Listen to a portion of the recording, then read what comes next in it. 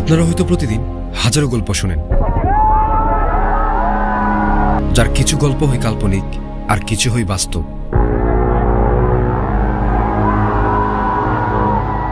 এতগুলো গল্পের ভিড়ে আরেকটি গল্প হয়তো আপনারা হাতছাড়া করে চলে যাচ্ছেন, যে গল্পে থাকবে না কোনো কাল্পনিক ঘটনা, না রবে কোনো কাল্পনিক চরিত্র। চলেন আজকে আমি আপনাদের এরকম একটি গল্প শোনাই।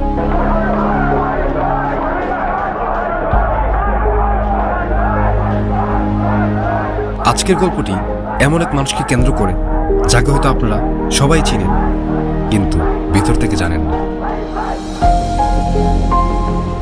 আর হ্যাঁ, সেই গল্পের চরিত্রটি আমি।